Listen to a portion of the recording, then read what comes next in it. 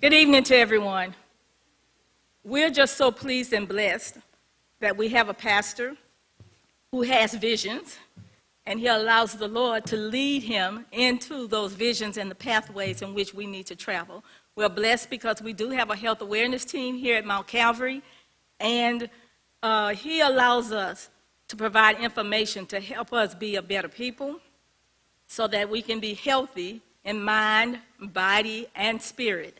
And so we welcome you to this evening's session. It's a mental health forum, and we just want you to be relaxed.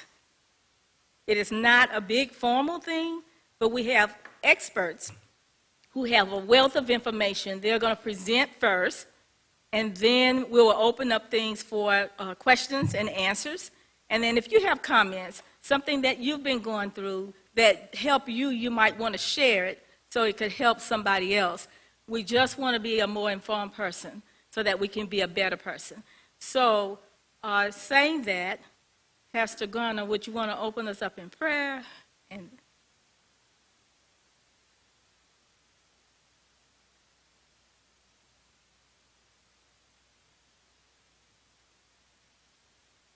Shall we bow? Word of prayer.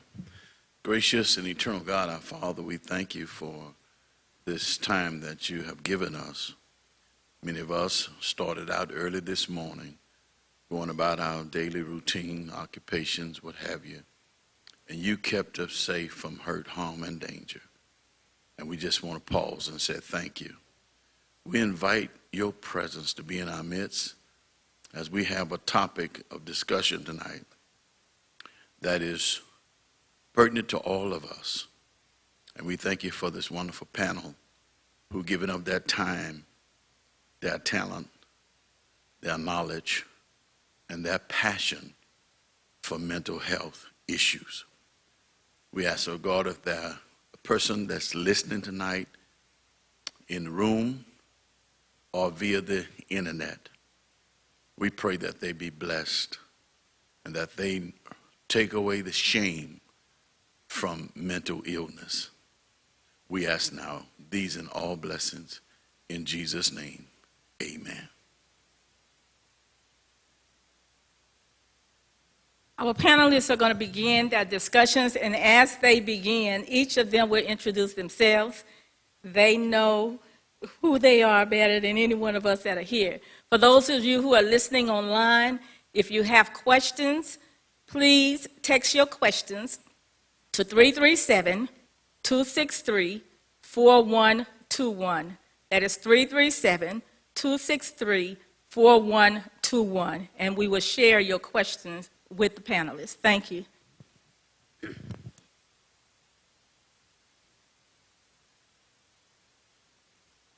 Hello. Hello. Oh, look, my grandfather. Oh, I digress. Okay, my name is Dr. Teresa Marie Hardy, and I am the owner and operator of B3 Community Alliance here. It's a support coordination agency here in Lake Charles. We service individuals with intellectual disabilities. We help find the resources that they need so that they can live productive lives in their community. Let's see. I hate talking about myself. I'm also an addiction counselor, and I am licensed to do psychotherapy, and I am just ecstatic to be here. I appreciate every opportunity that I am given to speak on mental health awareness, to get the word out, to continue these conversations. I'm sure that we can all agree that the African American community is one that is deeply rooted in faith. It's one that teaches us to pray when we have a problem. So I would like to thank Reverend Garner for this opportunity, and I would like to thank his mental health, they're the health awareness team for inviting us. You just don't know. You just don't know. The church has been the backbone of our families and our communities for so long. And to have you all to create a welcoming and inclusive environment so we can come here and we can connect, we can continue these conversations, it's a blessing. And we all know that when we connect in His name, change happens. So I want you all to promise me that once May is over, we're not going to put this on the shelf. We're not going to put this on the back burner because this is here, this is now. And if it's one good thing that came from COVID, it's our ability to stop, to pay attention to our mental health, to our family members' mental health, to be sensitive and to take action. And that's all that I'm asking you all to do. Okay? All right, you all are just a little too quiet. So one thing that that's good about mental health is having support. So I would like for you to look at the person to your left or to your right and let them know that I got you. Let's go. Let's go. I got you. Yes, ma'am, I got you. That's important to know. Whether you see this person again, make sure that if it's a family member, you remember, I got you, because that's very important, okay? Once we talk, once we open up, once we create, we strengthen our awareness, guess what happened? Research shows that discrimination and stigma decreases. So let's keep this going. All right, so let's dive in. I want to start by defining or giving a lot of weight to mental health, because sometimes we use mental health and mental illness interchangeably, and they are two different things, okay? Your mental health is our emotional well-being. It is our state of well-being. It affects our everyday life. I'm talking about from your interactions with others, how you feel, even how you think and how you view things. So it's very important to pay attention to what you have going on, because that's the difference between getting help and just suffering in what we used to call in silence, which we know now is a myth, because that's not what we're here to do. We are social creatures. We are supposed to be together. We are supposed to fellowship. We're supposed to have each other's back. So make sure that you, once you leave here, because we're here and we're quote-unquote experts, so thank you for that very much, but us being on this panel does not take the place of you going to see your primary care physician, for you reaching out to a licensed mental health professional so that you can get that personalized care that you need, or that person-specific care that you need, because mental health is not, treatment is not prescriptive. You don't come into a therapist's office and they say, okay, you have this, so now take this medication, and now you're healed, now you're better, now you're well. That's not how it goes. It's a journey. And as a therapist, I truly believe that our mental health and our faith travel together along the road to recovery. So I want to point out some things, but I'll back it up first. When knowing that what our mental health is, again, is our emotional well-being, I want you to make sure that you pay attention. I'm going to keep repeating this. Make sure that you pay attention to yourself. It's called self-awareness. And I know we use this buzzword, self-care, to no end, but I want you to understand that that is important, because that's where it starts. We're used to taking care of each other, taking care of someone in the household, but we forget about ourselves. And if your cup is empty, you cannot pour into anyone else. If you are struggling, if you are anyone that you know is struggling with your mental health, there is help, there is hope. You can start here or wherever you fellowship with your church faith leaders, with your trusted family members, but like I said, make sure you reach out to a licensed mental health professional. Okay? Okay? I feel like I'm talking to myself, okay? All right. So I'm going to give you some examples of mental health. A person who's mentally fit is someone who realizes their abilities. It's someone who can cope with normal daily stressors. It's someone who can work productively. It's someone who can contribute to their community. And that would be fine and dandy if that's all there was. But our mental health kind of is like a cycle or a continuum, if you will, where one day you're happy, you're getting along, your day is good, and later that same day, you may feel sad, you may feel overwhelmed, you may feel stressed, that you are struggling with something that is bigger than what you can manage. And I'm here to tell you that is that prolonged struggle, which means that I'm not good today, I'm waking up and I'm feeling this tomorrow, and the next day, and the next day. That is what ultimately leads to mental illness. So we're right back to where I started. Once you notice that your emotions, your behaviors, and your actions have started to change, and not for the better, you need to reach out to someone. And sometimes, I did say a family member, but sometimes that's not always the best option, because you don't need someone who's going to tell you, girl, if I was you, I would. That's not it. That's just someone to confide in. So we need to know that difference as well. Okay? When we go out and we look for someone, and I like to use the site, the Substance Abuse and Mental Health Administration. They have a wonderful website, and it's called, I think it's lookfortreatment.gov, but I'll clean that up later.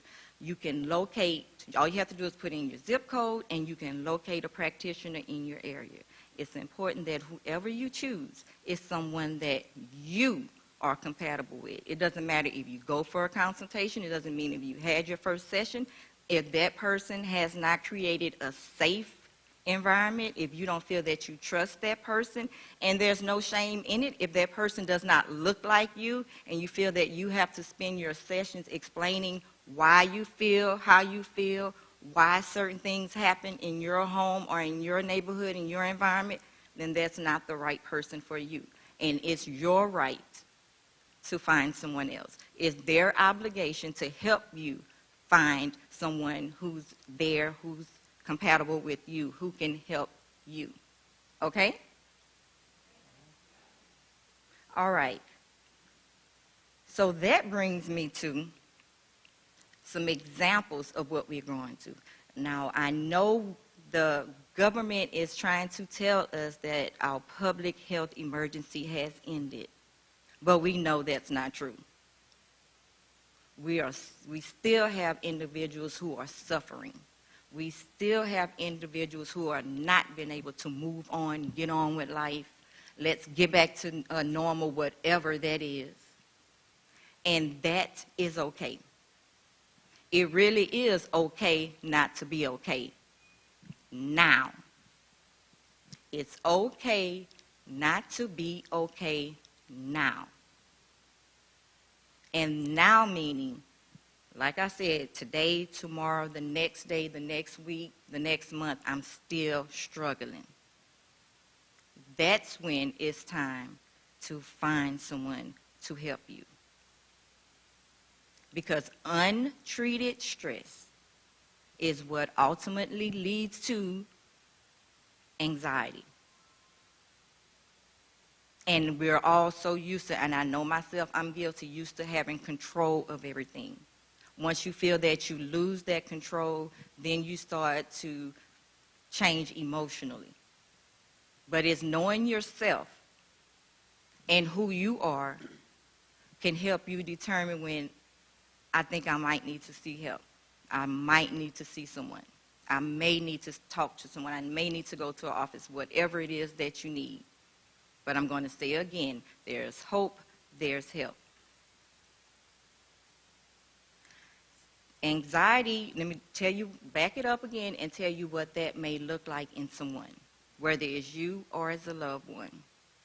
It's excessive worry, it's nervousness, it's fear, even though there's no immediate threat, because we have this middle part of our brain called the amygdala, and it's the emotional part.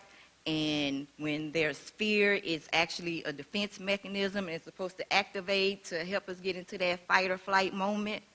But when there's nothing there to fear, in the middle of the night, in the middle of the day, when you're just sitting down reading, and then anxiety, or you're starting to feel anxious, you're starting to feel nervous, and it just comes on, whether it's a panic attack or not, that's an issue.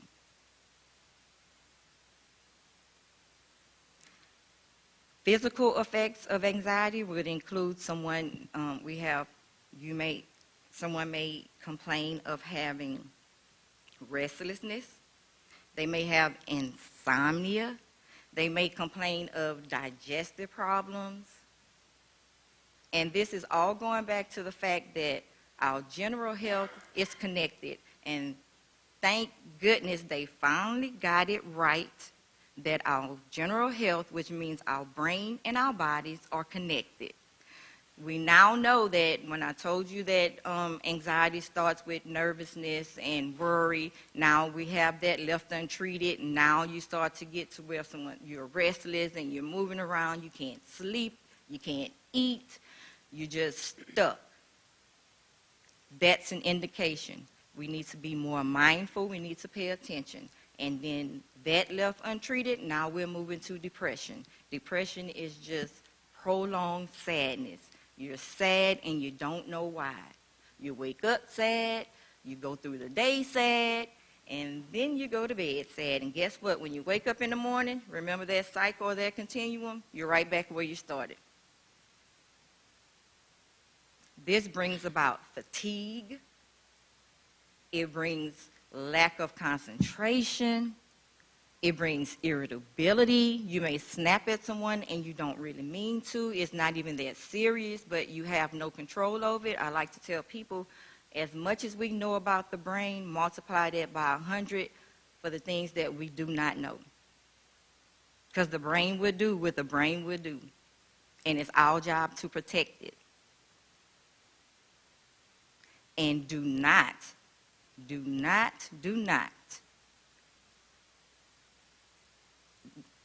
you know the symptoms, I press upon you not to ignore these symptoms, because we try to say tomorrow is going to be another day, it's going to be okay, but guess what?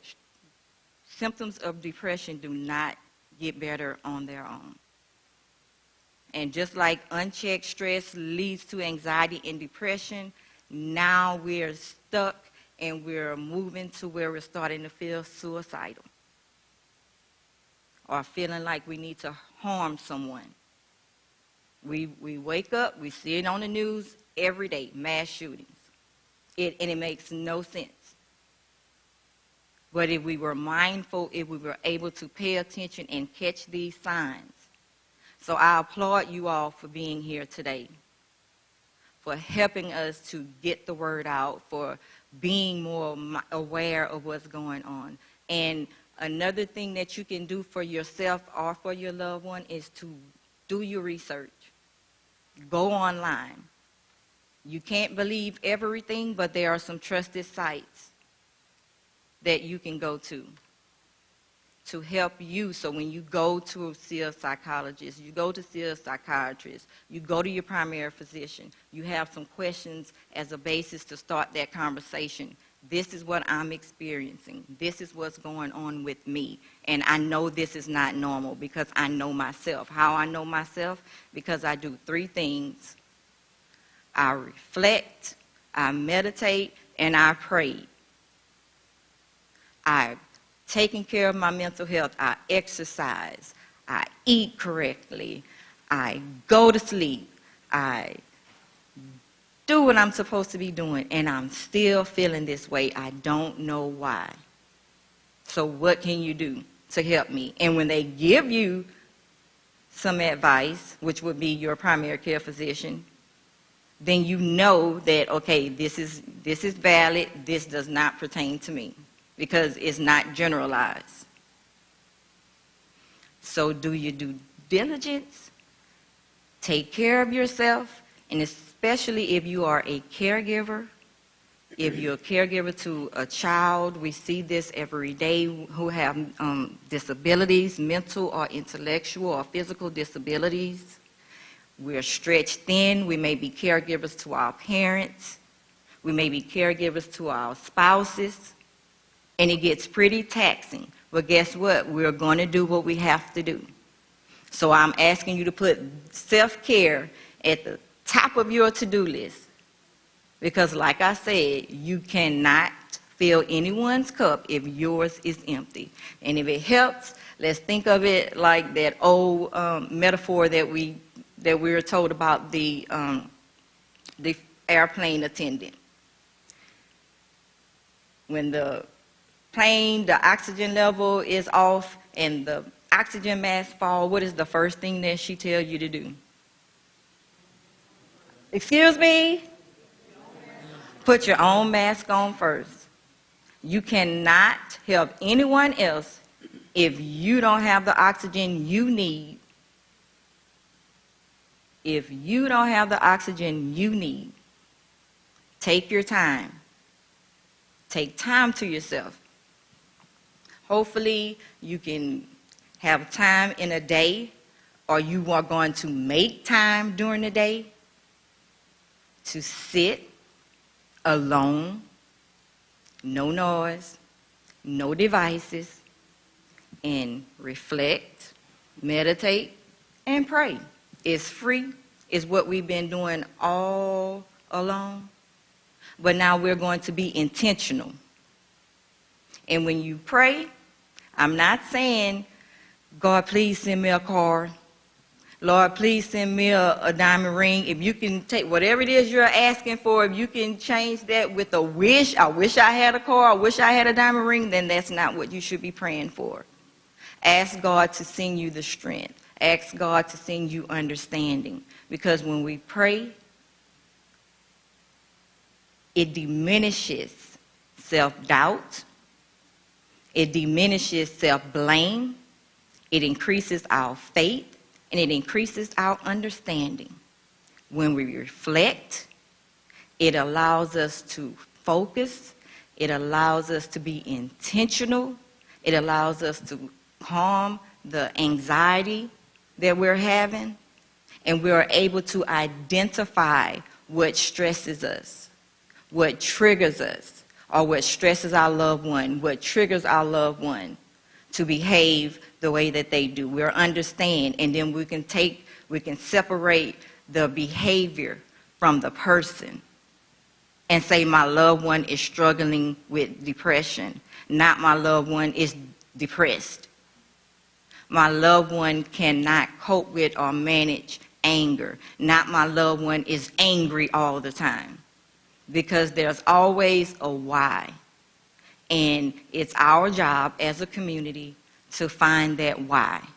It's our job to ask for assistance, for help and support to find that why, so that we can then begin to recover or heal.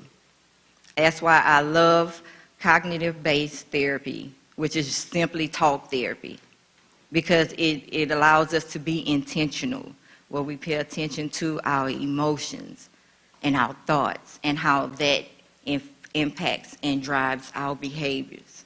So wherever there's a breakdown,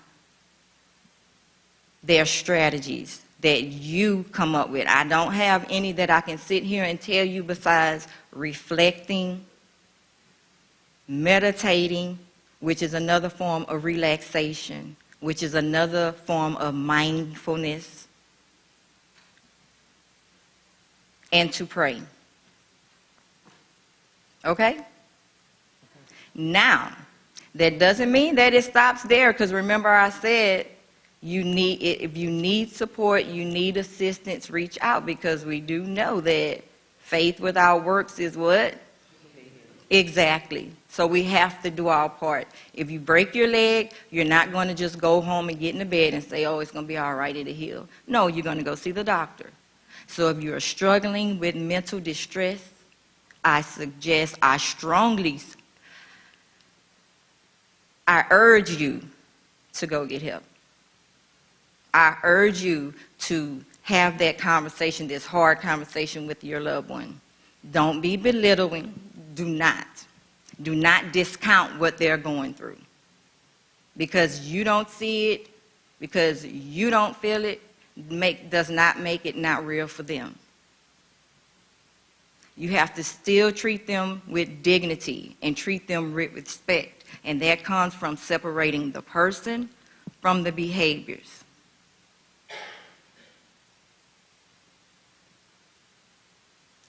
I want to also give you all this before I forget, because I did, my colleague will speak on suicide, but when you're home, you're going through it. If you or someone that you know have any suicidal ideation, you can, it's placed all over billboards around town saying, please call 988. You can call, you can text, you can chat. And if there's immediate danger, you need 911, don't hesitate to call. If it's yourself, if you see someone else who's overextended, because we do know that stress is the leading cause of whatever we're going through, make sure you step back. Saying no is not a bad thing. When you try to fit 48 hours worth of activities in 24, that's a bad thing. So saying no to someone or no to something is really saying yes to you. I'm taking care of myself. It's not selfish, it's selfless. Thank you all. I appreciate this opportunity, and I really hope that you continue these talks because it's much needed. And this is the time to do it. I'm so proud to be in this profession because we have all the support we need. And resources we need. We just have to share, share, share. So if there's something that you knew, I'm almost certain that the health and wellness team would appreciate you saying, I know of this place, I know of this person, I have this resource. Could you please share it? All right. Thank you. Hey.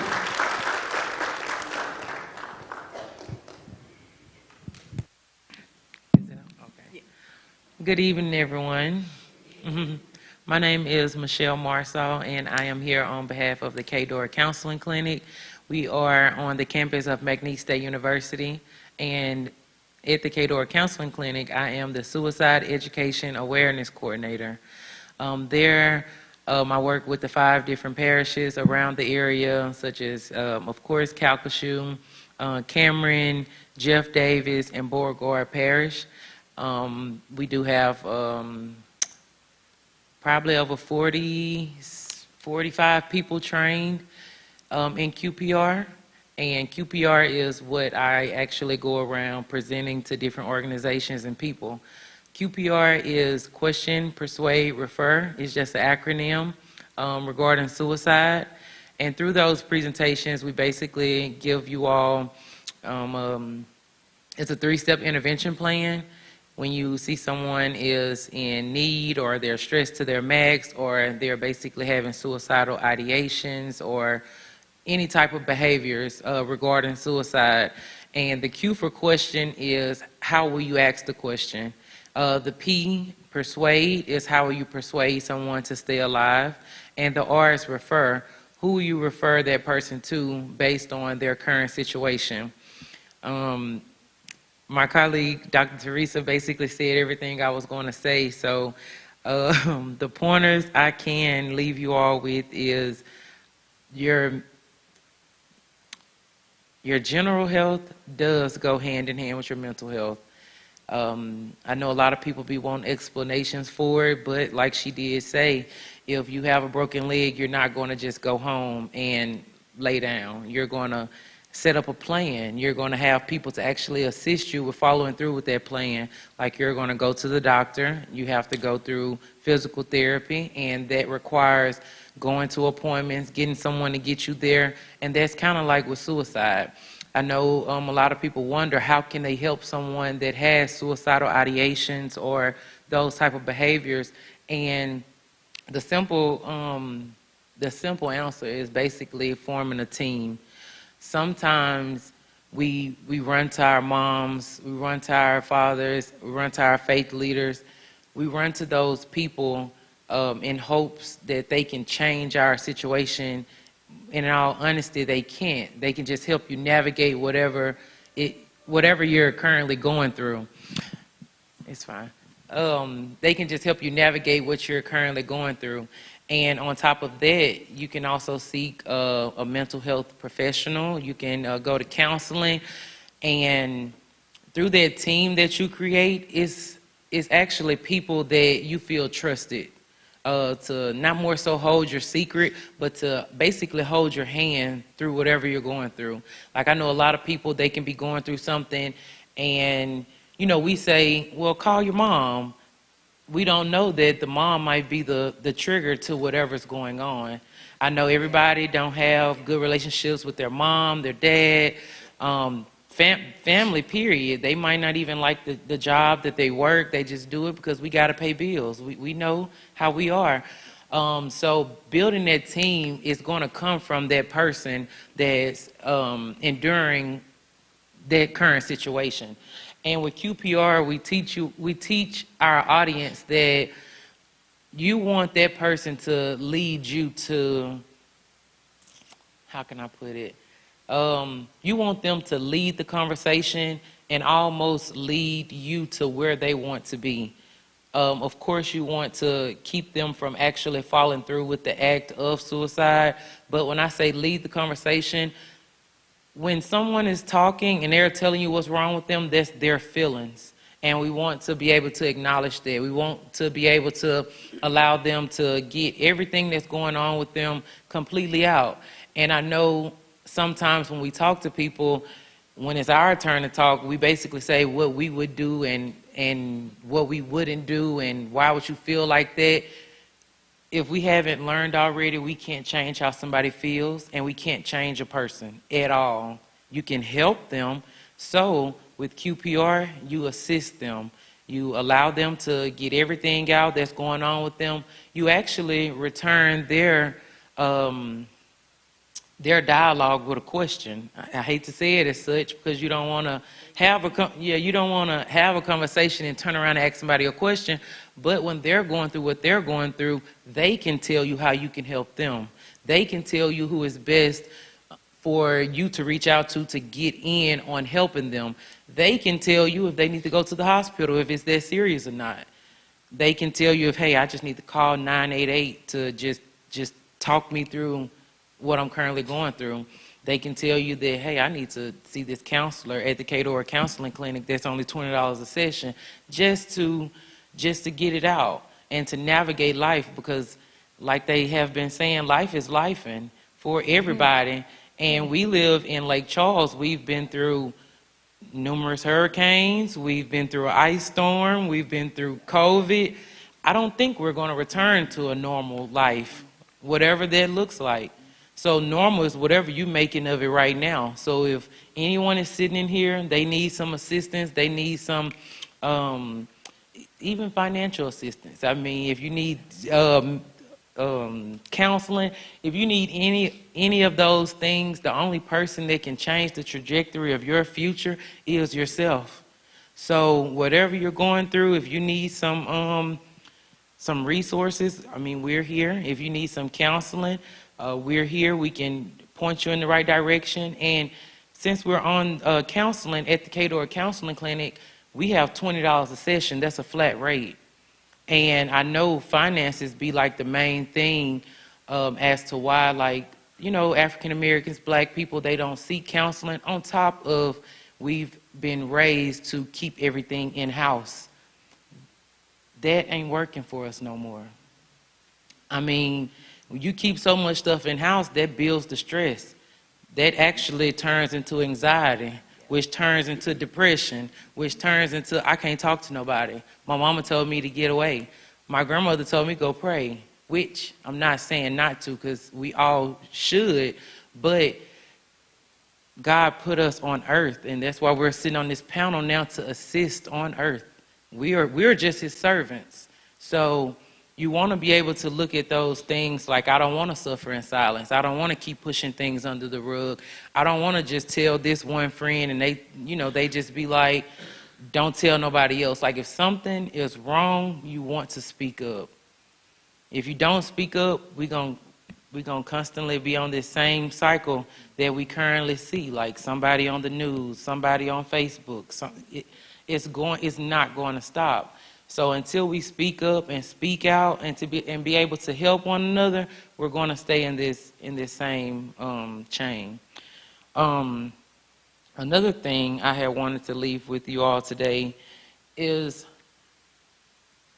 for teens, young adults, and adults, social media has began to play a big part in our mental health, in our physical health too.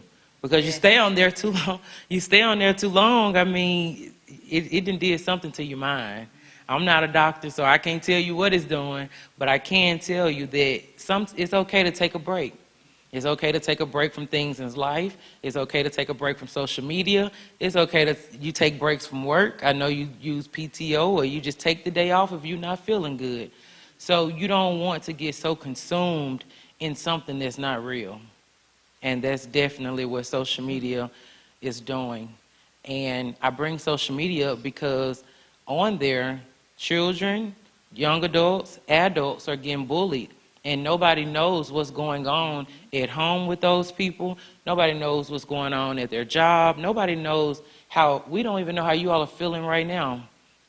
We don't know. Only you know that. And with social media playing such this major part in the world today, there might be a person's last straw.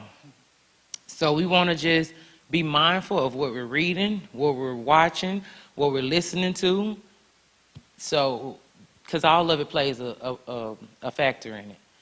But regarding suicide, the best thing someone can do for another person who has tried in the past, who's currently dealing with it, who's thinking about it, is to observe the signs, don't take it lightly, and we have to do more than just pray for them. We have to figure out how we can help them here on earth, because like my colleague said, faith without work is dead. And seeing somebody suffer and not doing anything, what do we think going to happen? It's going to end to a tragedy, a fatality. It's going to end up not best for them. So each one teach one. That's what I'll leave with you all today. Thank you.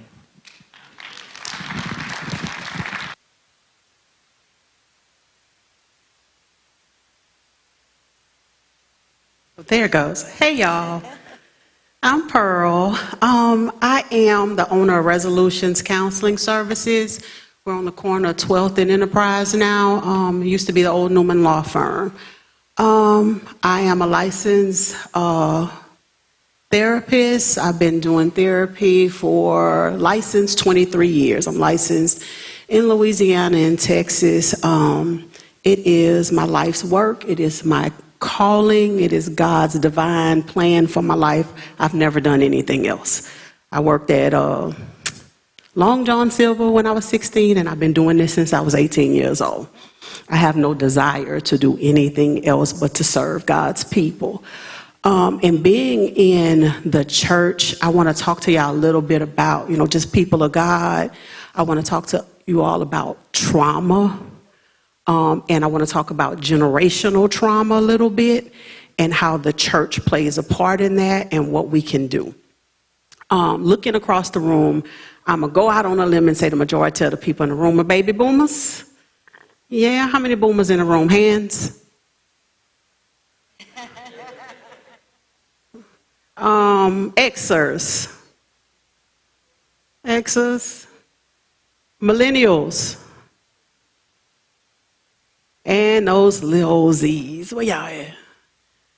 Them 90s babies, that's the Z's. Okay.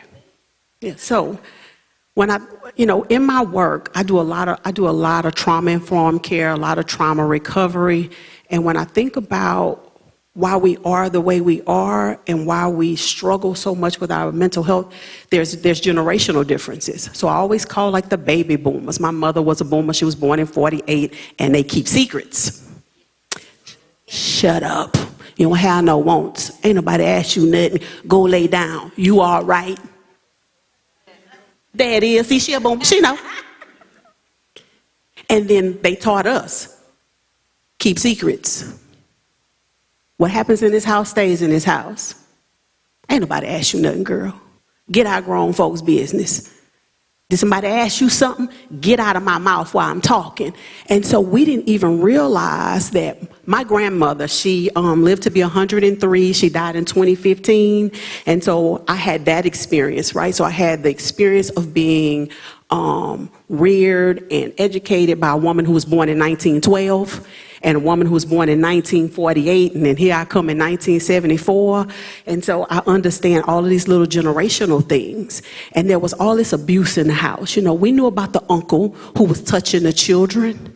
We knew. And then you were forced to be in the presence of them. And they said, oh, give Uncle so-and-so a kiss. Shut up, nobody asked you nothing. And little did we know that we were denying children their voices. So when they needed to speak, they didn't know that they could because your mama told you your whole life, shut up and sit down somewhere. And so we start thinking about how this stuff shows up in the way that we are. And so the question I always ask people, and it's a really, really hard question, but I'm going to pose it to you, and I want you to think on it. What's the worst things that's ever happened to you?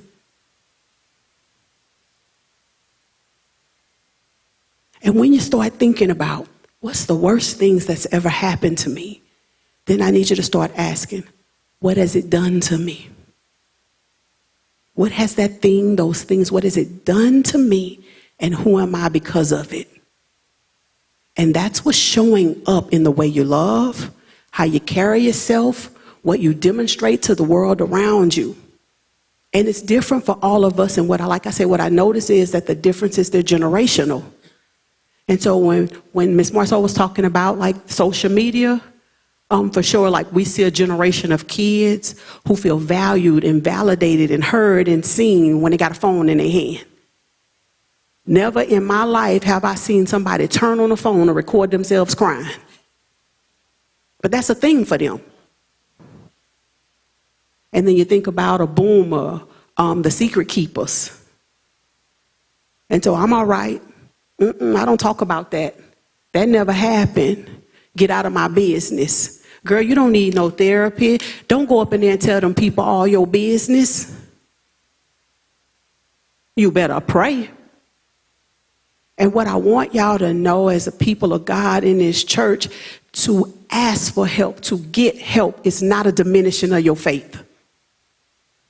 What I do, I can't speak for nobody else. What I do is a ministry. I am called. And so I hear your pain, and I hear your trauma, and I hear your suffering, and I hear about your loss, and I hear about your shame, and I hear about your guilt. And I tell people all the time, I go, my name Pearl, not Jesus. I'm not your judge. My name is Pearl, not Iyanla. I'm not going to fix your life, because that is not what therapy is. And if you're looking for somebody to fix it for you, outside of you, you're in the wrong place. But get the help that you need. And when she said that old school stuff, it doesn't work anymore, it never did. It never worked. We just accepted that that's the way it is. There's a lot of things that we accept as truth because your grandmother told you it was. And then your mama told you it was. And so we just accept that that's just what it is. But it was never true.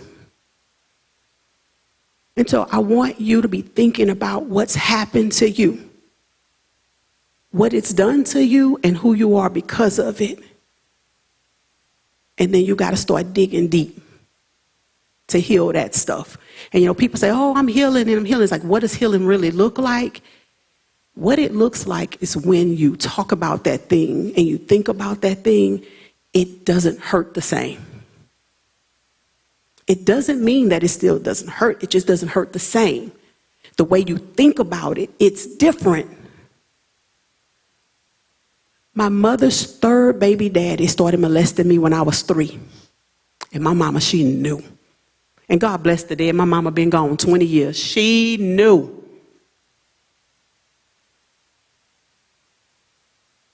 And I had to reconcile that within my own heart and my own mind. And I don't know if my reconciliation is correct, but what I can tell you is that what I believe to be true about that, it works for me. I believe that my mother had to pretend that she didn't know it was happening, because if she acknowledged it, she was going to have to make a choice.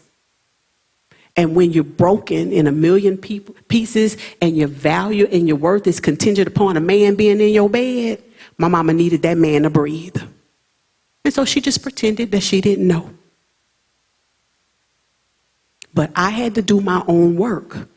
And we're all responsible for doing our own work. I want you to know that truth and love do not exist in the same place. What does that mean? That you can tell an ugly, horrible, shameful truth about a person and it doesn't diminish love. Everything that happened to me that was detrimental to my well-being, my mama set that up. That's the truth. But I love her. 20 years gone, I still love her. Because I know my mama didn't get up in the morning twiddling her thumbs thinking about how she was going to screw my life up. But I had to come to that. You all have to do your work. And it don't stop. There's always something to learn. There's always something to discover about who you are. And because we're always changing, you're never going to fully know who you are. Because your 30-year-old self is different than your 40-year-old self, and your 15-year-old self is different than your 25-year-old self. And so we're always growing and we're always evolving. Do your work. All I offer, I call therapy for me, I'm just neosporin. I just facilitate healing. I might make that go a little faster than it normally would. I just get in the therapy room and I sit on this side of the table and I look cute and the work get done over there. But we all have a responsibility to ourselves, to our well-being, to our growth, to our improvement, to heal those things that happen to us. To no longer be willing to live with the secrets. I come from a really big family. My grandmother had 117 great-grandchildren when she left here in 2015. And we good on secrets. Hey, girl, what happened with A&D?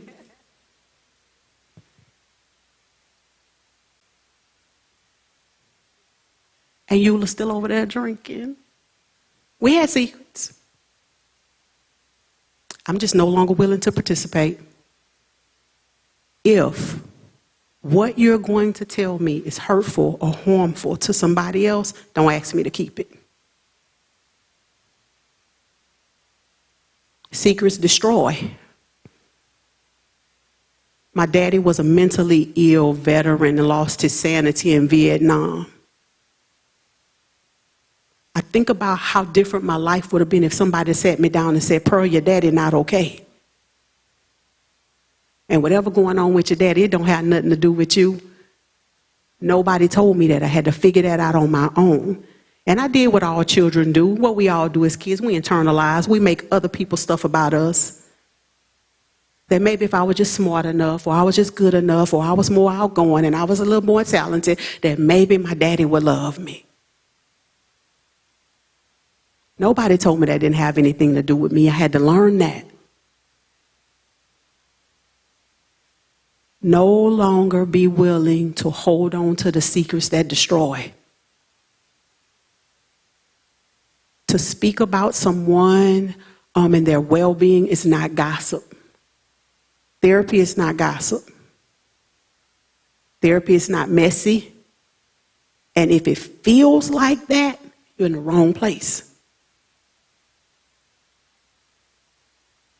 If you're looking to therapy to bolster your case, to prove that you're right, then you're not ready.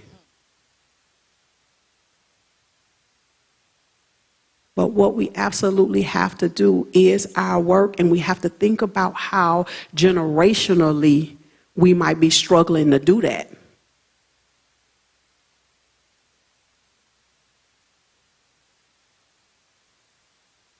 The very thing that you grow up hating is the very thing you have the greatest potential to become.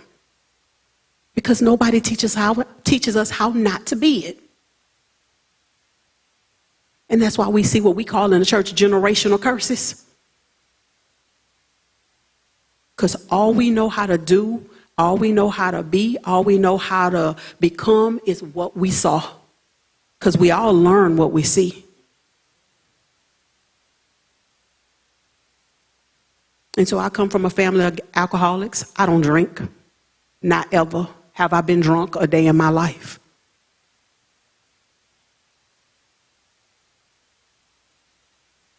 My mama moved us to Lake Charles when I was 10 years old because she was following a man. I have a 19-year-old and a 20-year-old. They've been in the same house their whole life. And that may seem like a small thing to some other people, but for a woman like me who's healed trauma, that's major. Because what I was able to afford my children is stability, and I no longer live in the cycle. We moved 10 times in 8 years. My children have a father who they've never seen put his hands on me, drag me, choke me, cuss me. Because I paid attention and I did the work, and I go, oh, if that's what you get with that kind of man, I don't want him.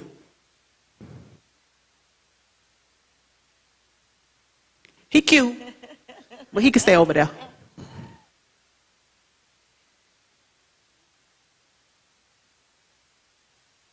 In Lake Charles, in the last 4 months, I am aware of 7 suicides.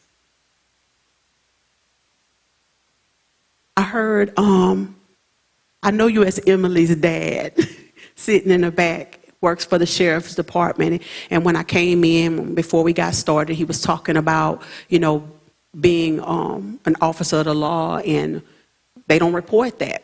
So we're never going to know. But the things that we're ingesting, the things that we're taking in, the lies that we have bought into about who we are, it is killing us.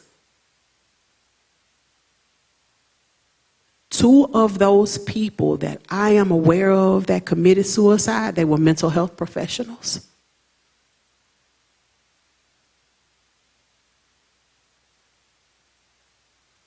Like Ms. Marshaw said, turn that off. See, I can't do social media because I know who I become when I'm on it. I'm scrolling going, lies. That didn't happen. Don't nobody care. And I'm going, if that's who I become by watching, I can't participate in that. Because that ain't who I am. That's who I become, though. And we have this generation of kids. I see you, young man, in a gray shirt in the back. You look really young to me. And I think about you. You look the same age as my son, and what kinds of things that you're hearing about who you are every day. If it don't grow you, if it don't benefit you, if it don't make you better, if you can't thrive in it, it's a lie. Be real careful about what you receive into your spirit about who you are. And that's for all of us, but for the elders in the room, we got a lot more practice with that. We had a life where the internet wasn't telling us what was cool, what was pretty, what was smart, what was good. Be careful, okay? Watch your friends. Watch your family. They mean well, but they're operating in their own trauma too. And so when you think about what you can do and how you can manage, when you start asking yourself the question, what's the worst things that's ever happened to me? Breathe that stuff out of you. You know, a lot of us come to the therapy room and I go, your shoulders on your ears. So much tension and stress, they look like this. And they talking to me and I go, breathe. Breathe. They go, I am breathing. Oh, you're not breathing. Breathe. When we hold that stuff in, it creates sickness in the body. What is oddly, amazingly weird to me is that I'll often see a cancer in the same place where the trauma started. So I may be working with a woman who has experienced sexual abuse as a child, and then as an adult woman, she has a reproductive issue.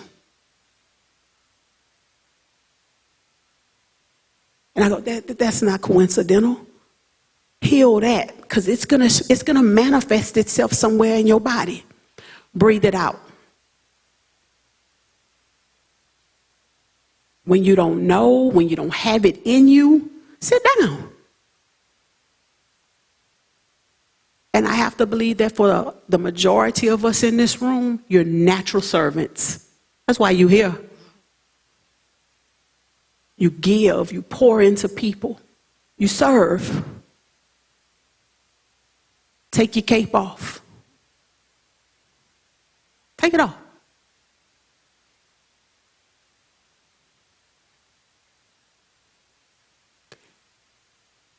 What you will learn when you start saying no to people is they have this great ability to figure it out.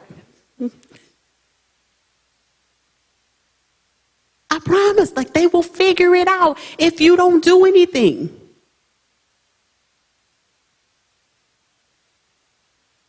Take your cape off. Give yourself time to just be. Say no. Watch me. No. Saw it? Oh, I don't think she saw me in the back. Come on. Watch. No. See, it's not that hard. Say no. It's necessary for your well-being. And when you pouring into people and you giving of yourself all the time, at what point do you replenish? At what point do you refuel?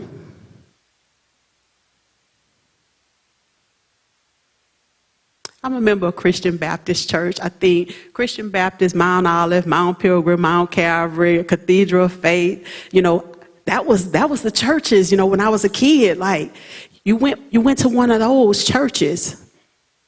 And I lived right there on Franklin Street, and we would kind of skip from Christian Baptist over to here. And I'm so grateful for the people in the church, the little ushers that would come around with their hands out and make us spit out that gum, because we'd go to Good Neighbors right there and rack up on candy and eat. They were taking care of us. Spit it out. But I make a point to call Adrena Alexander ever so often and say, how's Rev? Like, I understand y'all have y'all people, but I need him to know that somebody outside of his circle thinks about him and wants him to be okay.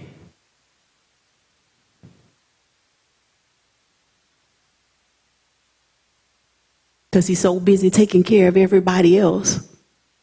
See me looking at you, Pastor? Okay.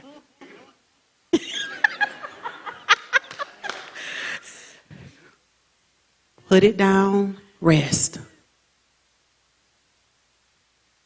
And if we learn how to do those things, and we learn how to set healthy boundaries, and we learn how to dig deep within ourselves to heal our own pain, our mental health will improve.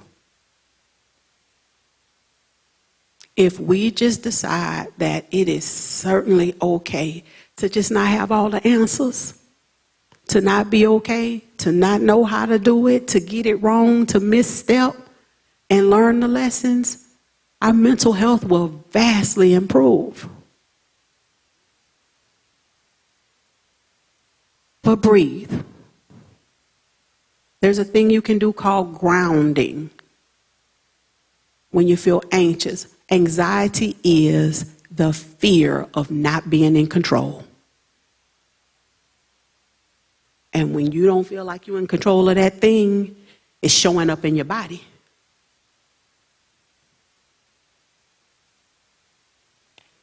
But if you ground, focus on 5 things you can hear, 5 things you can see, 4 things you can hear, 3 things you can touch, 2 things you can taste, 1 thing you can smell.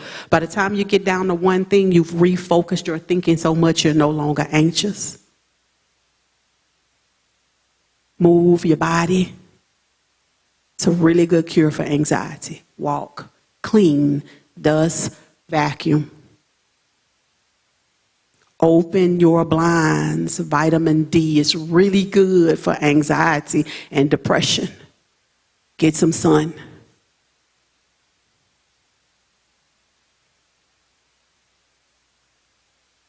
Invest in yourself. Use your gifts. We all have them. I no longer ask high school graduates, what are you going to do after high school? Stopped that years ago. Instead, I go, tell me what you're good at.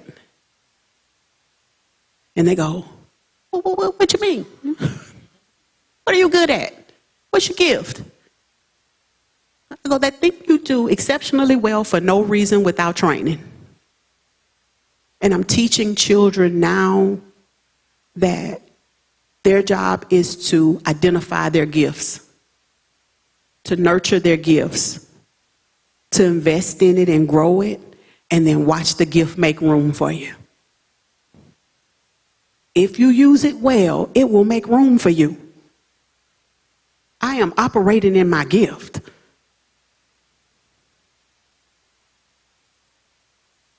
If we do that, we improve our mental health.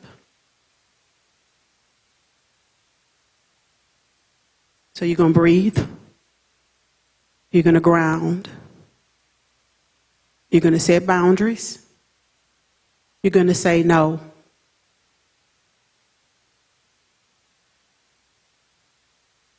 You're going to limit your capacity. Take some things off your plate. And you'll find that most of it can wait. And then the last thing I'm going to say is about depression. In my experience, depression is the soul's way of telling us that it's tired of pretending. So many of us are walking around with a mask on. Not being true, not being genuine, not being authentic to who we actually are. Trying to live up to other people's expectations. Ain't nothing entirely wrong about that. But if what they want for you outweighs what you want for you, you'll get tired and you'll get weary. Control what you can and leave the rest where it is. It'll be there tomorrow. I tell my staff all the time, here's the unfortunate thing about the work we do. There'll always be work to do.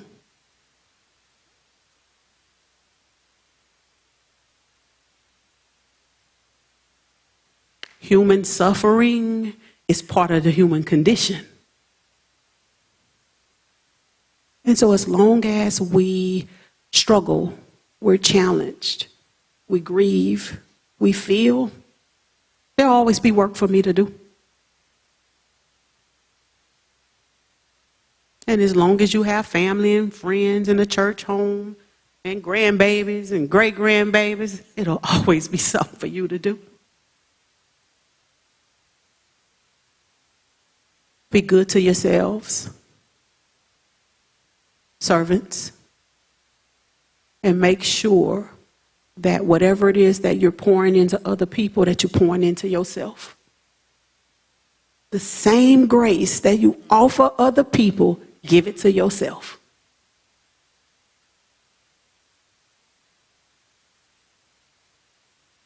I'm in the pocket now, y'all. I could do this all day.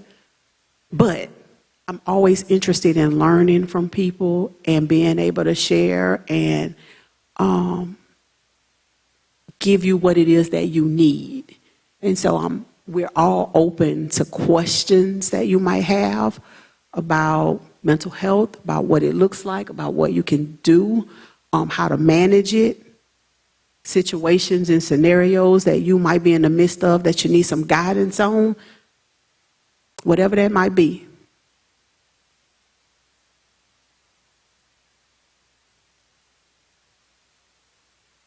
Questions or comments?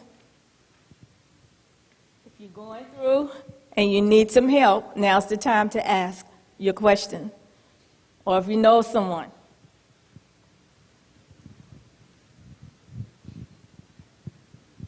I have a question for you. I'm Captain Stewart with the Sheriff's Office. Uncontrollable juvenile. Here's the scenario. Okay. Mom lives with her and her daughter. Daughter will not listen to mom. She's ran away several times.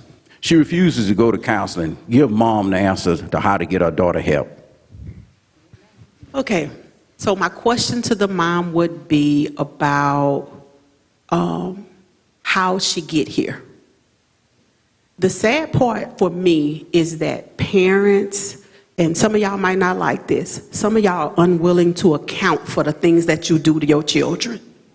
Some of y'all dead wrong in the way that you speak, in the way that you rear, in the way that you discipline. And so when I look at the children, and I'll say this, I work in several schools, and so I go, children's behaviors are the manifestations of a mother's heart. What is happening in you is showing up in the behavior of your kid. So I'll ask the parent, are you operating, are you mothering with your best efforts and your best intentions? And she gonna tell me, yes. And then I go, tell me how you think this is how your child is being, like this is the demonstration of your best efforts. Because more time than not, I gotta work with that mama. And there's a story that's not being told. So I was like, Mama, talk to me about how you think your daughter got this way. That she's unwilling or unable to hear from you. And a lot of times when I do that, I'll get like pushback. And I had a mother in a similar situation, and I had that conversation with her, and I asked her, because she kept saying, Dr. Pearl, she said you knew. And I did. And I said, but the question is why you didn't know. And she said, so you trying to say I'm a bad mother? If that's what you heard. You invited that man in that house with your daughter. This is the consequences of the choice you made. And a lot of times what we're seeing in our schools, in our communities, with our kids, it is the result of limited ability to parent. Parents unwilling to do the things that I'm asking you to do, which is say no and set boundaries. To choose better with who we engaging in relationships with, not requiring our partners to love our children, to court our children, to respect our children, and this is what we getting. I am an accountability person. If you're looking for a pity party, don't invite me, I'm not coming.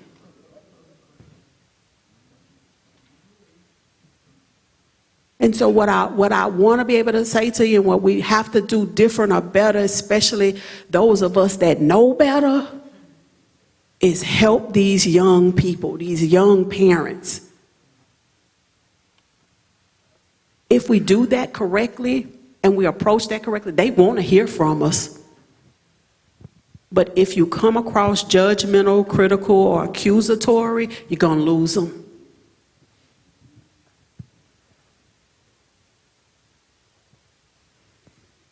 Okay, I have a follow-up. Okay. What I'm asking you all today, and I want everyone here to know, is these are situations that I've actually had to deal with. This next one. Grandma has a 33-year-old grandson that lives with her. He's been in and out of jail for the last 20 years. And he's been in and out of Moss Regional for the last 20 years. He has a very bad mental problem. But what she has to deal with is that he refuses to take his medication. Give Grandma an answer to how to help her grandson. Okay. When you're dealing with severe mental illness, it's very hard to convince somebody with severe mental illness that they're mentally ill. And it's even harder to convince them to take that medication, because a lot of times they believe that the medication is what's causing the hallucination or the delusion.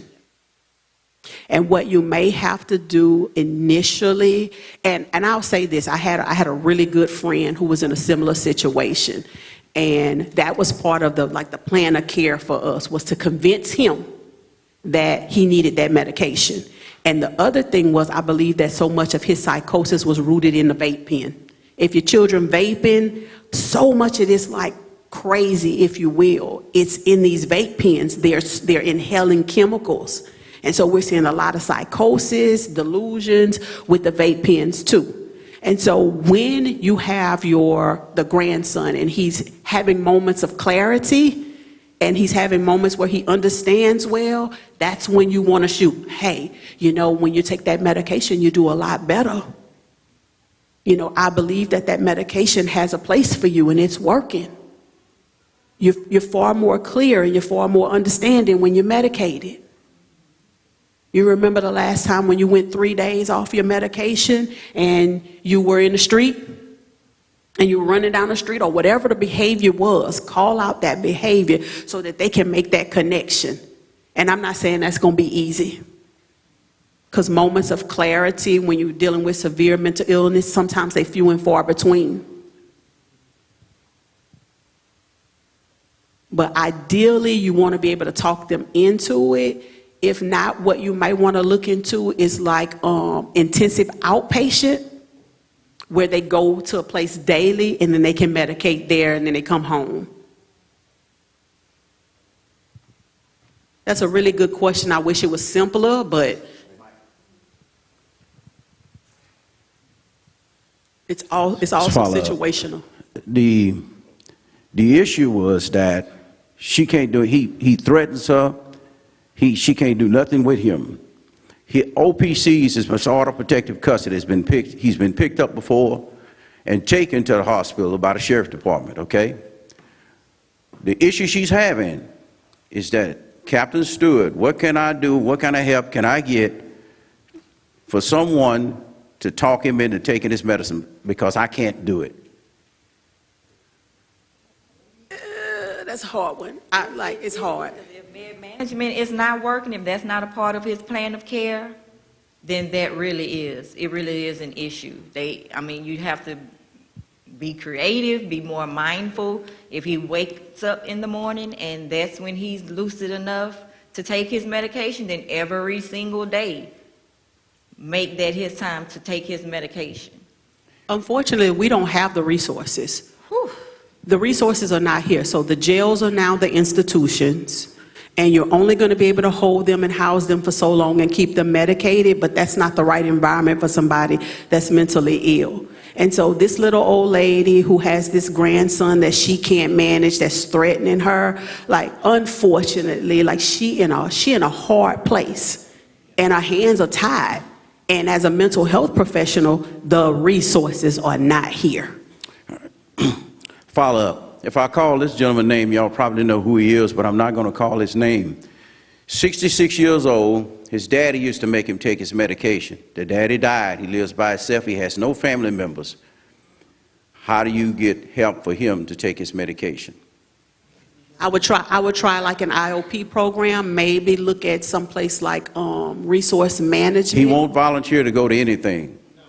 Does he have a support coordinator? He has none of that. No family members or nothing. This is right here in Lake Charles. That's something that he can look for, that you can try, because that's what we do. We have a support coordination agency, and we are there. We have a plan of care. We find the resources for individuals, and we can find what is called PCS, or personal care services, someone who's there and attended with him during the day or at night or whenever to help remind and manage his medication administration. He don't have any of that. He has no diagnosis. He's been in and out of jail for the last 30 years, in and out of mental institutions, been to Pineville. Like I said, his daddy was living, his dad was making him take his medication. Okay, so now the dad has died, and he won't voluntarily go to anything. So what type of help can we get for someone like that? That's the only thing we can do, is he can go. We have The truth is the help is not here. The help is not here.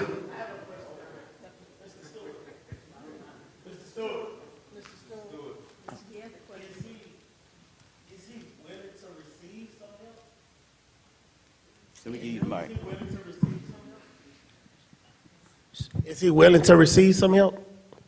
The participant you're talking about? Because we can, He's not willing to receive, he's not willing to accept any voluntarily help. Back in the day, what would happen to a person like that was that they would be in an institution and they would be committed. But we don't have that anymore. And there is a population of people with severe mental illness that are just falling in between the cracks.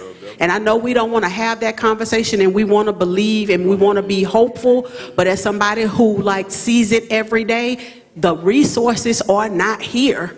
And we're facing a nationwide epidemic where we have, like I said, prisons serving as mental health institutions. And we're criminalizing mental illness because the resources are not here.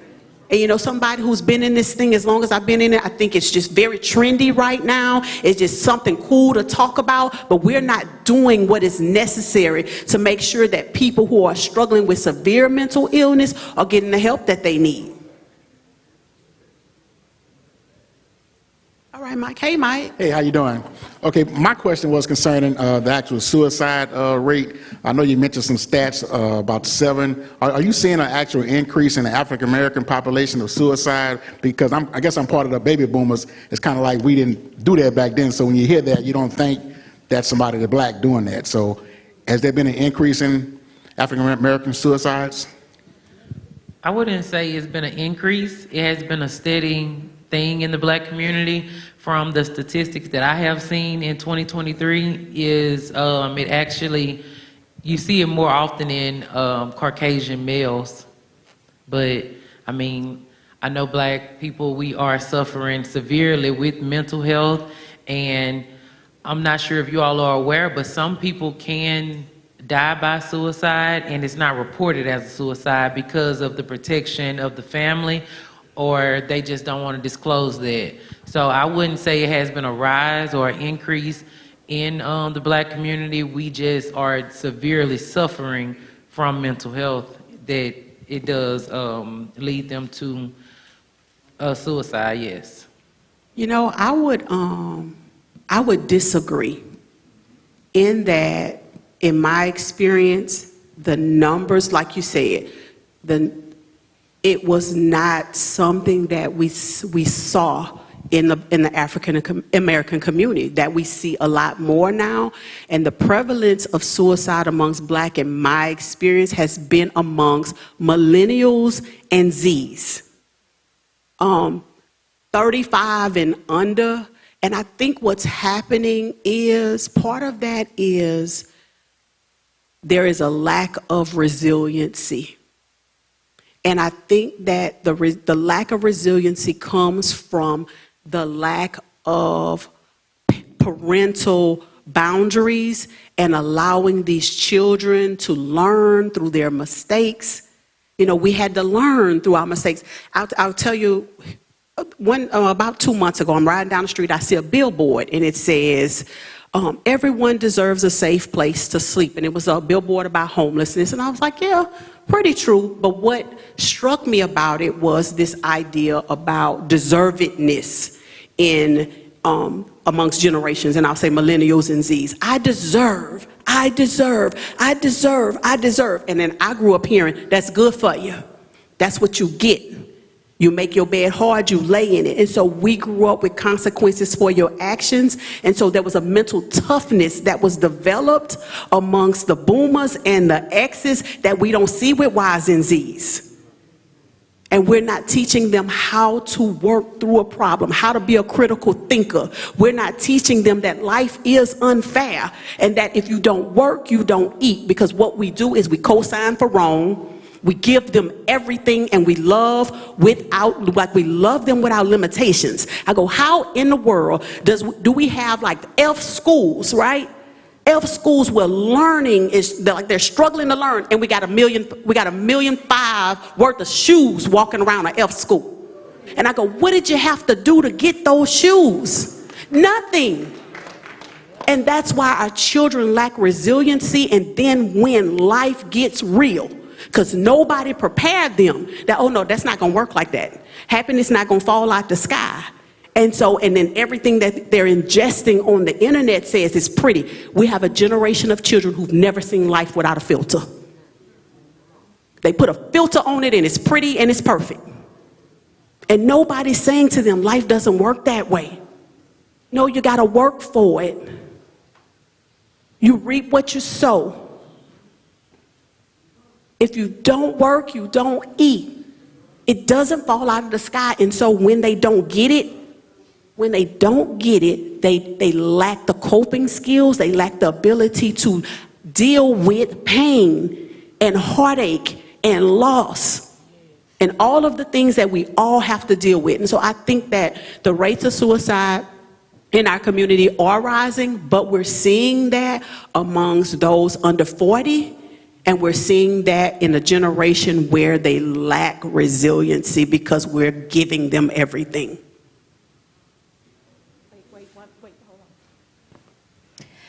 I'm a widow dealing with grief, and I have a 15-year-old son, and I know what I deal with on a daily basis, just in terms of coping. What are some of the signs that I need to look for in my son? Because he doesn't really open up a whole lot, and I just want to make sure that he's not holding anything in, and that I'm, catching any, signs of depression or anything that he may be having a hard time with. So you're his mother, and black boys very funny about their mamas. And I think probably he's more concerned about your well-being than he is his own. But I would say ask him, tell me how you're coping with this loss. What are you doing to deal with your grief? Ask him and challenge him when you're talking to him. How do you know? So a lot of times, like we'll say, how was school today? And your kid's like, good. And so we don't challenge that thinking because I think good is just kind of like the default, but say things like, tell me what was good about your day. And so when you're talking to your son about his dad, like, what do you remember most about him? What's been the hardest part for you with him not being here? When you feel sad and you feel hurt and you feel angry, who do you talk to? Or what do you do with those feelings? Because you know he feels them. But dig deep, question, and he will open up to you. But a lot of times when children lose parents, they become very protective of the surviving parent. And they want for you to be well, and then they convince themselves, I'll be all right. Like if my mama good, I'm good. And you're right, he may not be, but I would say just question him. And also, if you're his mom, you understand, you know him, you know your child. So if there's something that you're seeing that he's struggling with and it's not getting better, you can talk to him about going into therapy, explain exactly what it is, because it's important. Kids need to know the why, and it helps them understand and embrace it more. And another thing that you can do is go with him. You know, start off with family therapy, introduce it to him, let him get comfortable in speaking with someone else, because it could be two parts. Maybe he does not have the experience that you have to come through and tell you, you know, how he's feeling. He can't verbalize it because he just does not understand all of what's going on. So you can explain to him that by going to therapy, you can have someone who's going to give you the tools that you need, help you work through, be able to verbalize. Because the thing is getting it out, whether you get it down on paper or if you get it out in the air, you speak it, it's just getting it out. So letting him know that we're going to therapy is not a bad thing. We can go, just like we get a physical health checkup, we can also get a mental health checkup. So let him know that this is now, like we keep saying, normal. This is the normal. You can go to someone, and it is going to be confidential, because it just may be, you know, some things he does not want to say in front of you, because he wants to protect you as his mother. And and children, they understand. They feel what we feel. They feed off of our emotions. And boys are different, you know, and sometimes they're just not willing to express it, even if they can. So going to someone and letting them see that there's different outlets, different things that you can do to express yourself. But the main thing is getting it out. And I applaud you, Mom, for stepping up and for asking questions and for asking for help for your child. Because I know that's hard. We don't want to see our kids struggle or suffer with anything. So just make sure he go, and when you do go, follow through. I got something I'd like to add. Oh, did you? Okay. And just adding to everything that they said, like I said, I do QPR, which is question, persuade, refer. And I'm not sure how your husband passed away, but, you know, to someone like me, hearing what you said, and if, you know, I'm listening to what they said, in my presentation, I would consider that a situational clue, because once we lose someone that's very close to us, we don't know what's going on in somebody else's mind. Not saying your child is suicidal or anything like that, but you don't know what will be the next straw to push him over into possibly having those thoughts. Not saying that he does have them, but, you know, you just want to be safe. So piggybacking off what they said, it would be a great idea to, like, you know, just get a mental health check, and without them knowing, they already have addressed the Q, which is the question. Not asking, is he suicidal, but asking him, you know, how is he feeling? How is he coping? The P is persuading. They already said persuading him to go to family counseling. You just missing the R, who you need to see, which is the refer. So that's a good way for me to explain what QPR is by using a real life example. Okay. They pretty much said it all. I'm Tawana Smith, and I'm a licensed clinical social worker, and I'm here with ACES. But I would say, again, piggybacking what they said, and also, I think it's great that you're opening up the dialogue, because that's where a lot of like when you're a kid and someone dies, nobody talks about it. It's like, mum's the word. And so we don't learn how to process that sadness, that grief, that anger. We don't learn how to process that, and then it shows up in school, because that's where you're going to see it. He's not going to be focusing. He's going to be checking out, zoning out, getting in trouble. It can lead further on down the road to start using substances. I just don't want to feel. I don't want to feel. I don't want to deal it. My life is so different now, because your life is different. So being able to open up the dialogue and say, look, this is what's happening. And yes, so pardon my language, it sucks. It's really, really horrible right now. We can get some help. We can talk about it. I'm here. I'm getting help. I want you to get help. Let's get it together and open it up, because I remember as a kid, you know, growing up in my first experience with death, and I remember walking across the street to Conbury Funeral Home, you know, that's where everybody went. And I remember my mom saying, your papa loved you, and he wouldn't want you to cry, and be strong. And I've carried that with me.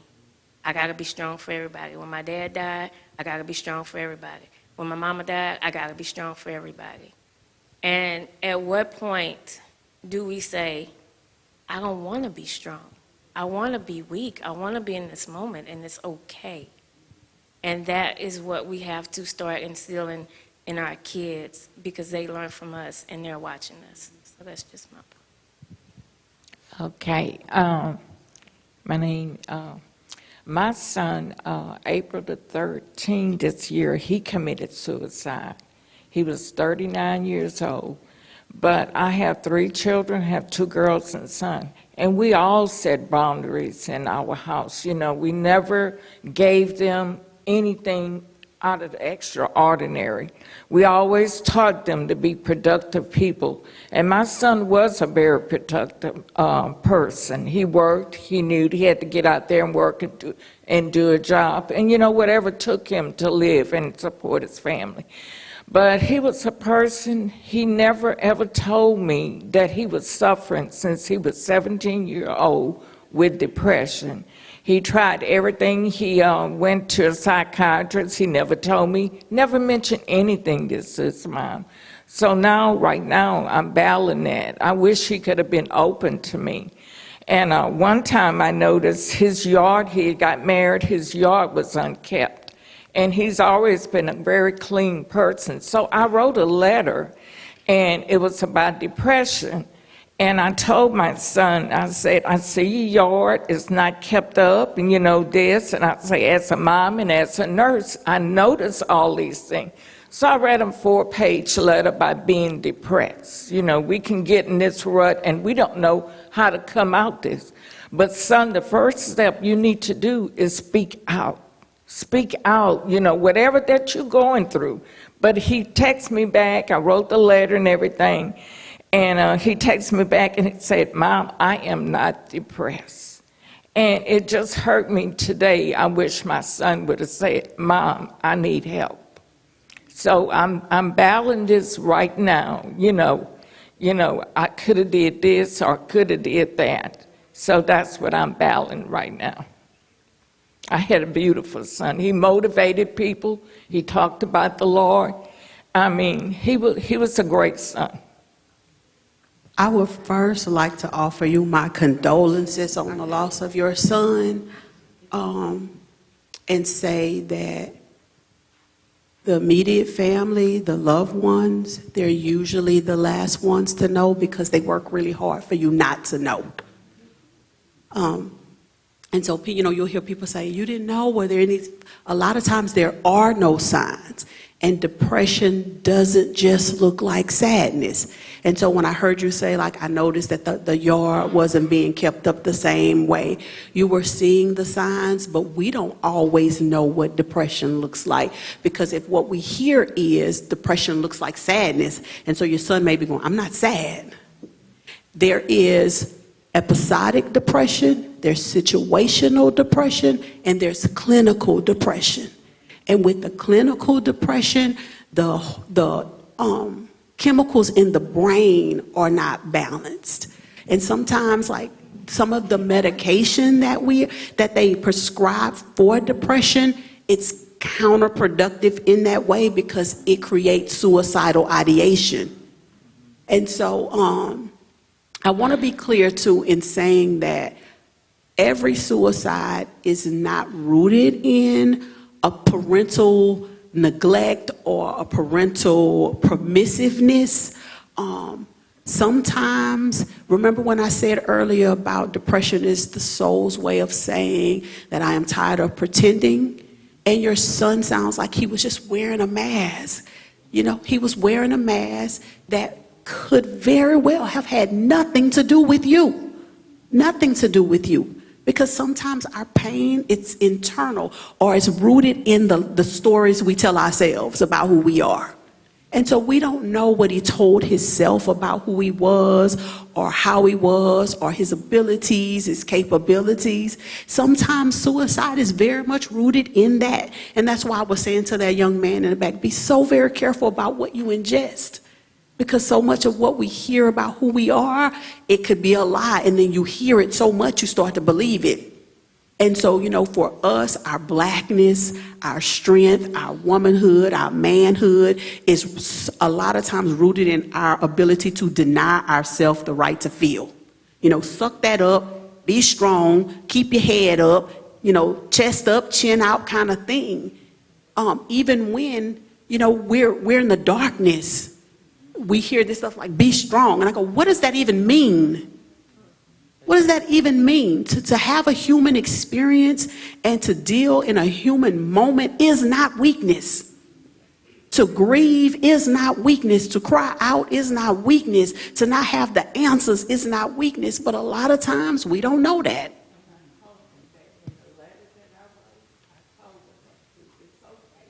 Mm-hmm. Yeah. Yeah. Yeah, and so I think that, you were operating behind the 8 ball, you know what I mean? Because he had been battling since he was a teenager.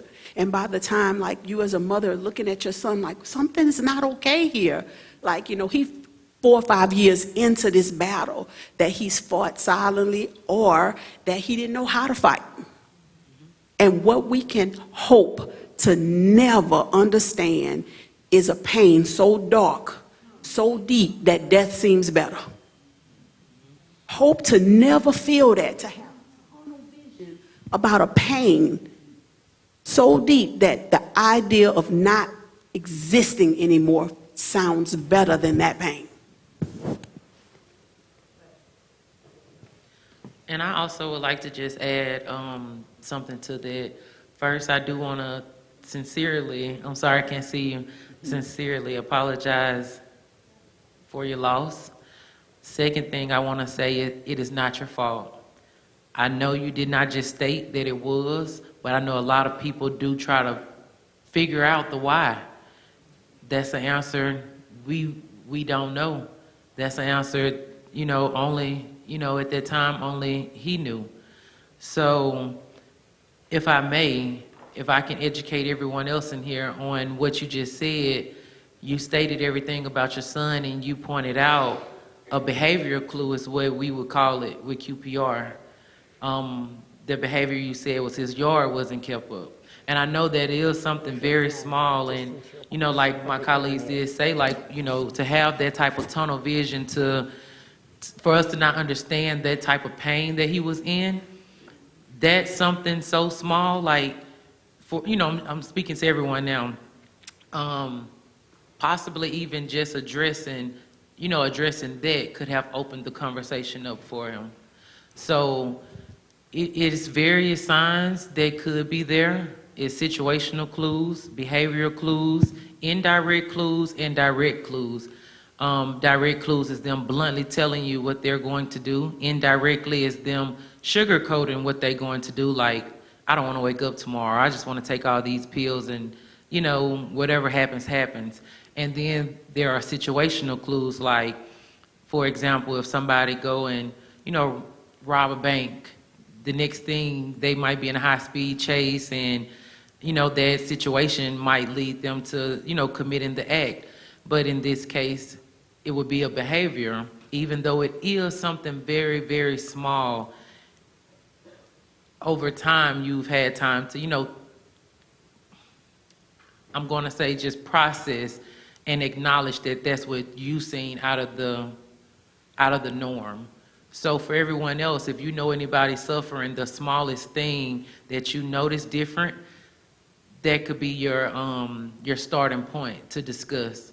And like with us being very religious, if you see someone, they might not even be struggling, but now they have such a interest in their religion or disinterest in their religion, that right there is a key pointer right there. So I just wanted to like tell you that, it's not your fault. I know you want to know why and get answers and things like that. But for everyone else, if you possibly think someone is even just stressed to the max and they start to do something out of the norm, let's discuss it. Just have a conversation with them. That's all. Hold on 1 minute. We have someone that's on live. The question is, how can a person be comfortable being real with a counselor? The second part is, how can someone not worry about saying a trigger word that would cause them to be hospitalized or something like that when all they're doing is venting? Those are some great questions to the online community. The first thing is with finding a counselor that you're comfortable with. Bring your, like when you go to your doctor's office and you bring your little checklist, ask questions, ask about their background, ask about what, you know, their history and their work history, about what they've done, and get a feel for them. Take your time, but stay invested and stay connected, because not everyone's fit is for everyone, you know? I remember working with somebody, and this was years ago, and she was like, I don't feel comfortable talking to you. You're always happy. You don't have any problems. And I was like, well, I am happy. Not always, and I do have problems, but my job is to help you. I can't come to work with my problems and give them to you when I'm here to help you. So that's just a small example of, she felt uncomfortable, and I continued. She tried to get rid of me, but I was like, no, I'm going to stay with you. And so we worked it out, but it was just, some people describe me as kind of like rainbows and unicorn-like, so that might not be your cup of tea. You might want something a little different. So it just depends on what you're looking for, but take the step to go in and meet that person, ask questions, ask what they've specialized in, what they've worked with, what they've seen. And to the second question, we as mental health professionals, we work in this field, and we know that some people, it is normal for some people to hear voices that say very, very ugly things. We know it's normal for some people to feel like they don't ever want to, you know, wake up.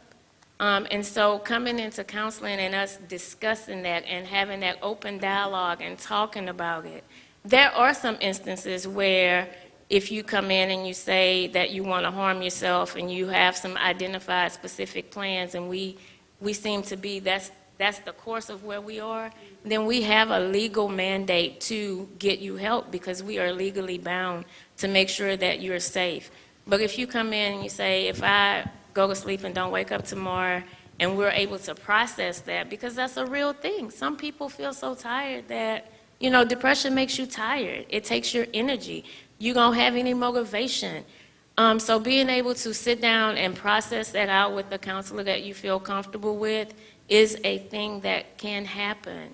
But just, again, know that legally we have a mandate to make sure you're safe. It's not our goal to call the police and have all of that happen. That's not our goal. That's not our goal. But our goal is to make sure that you're safe and that you're taken care of.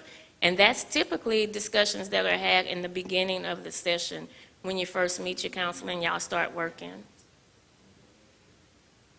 We was talking, excuse me, we was talking with the lady back there.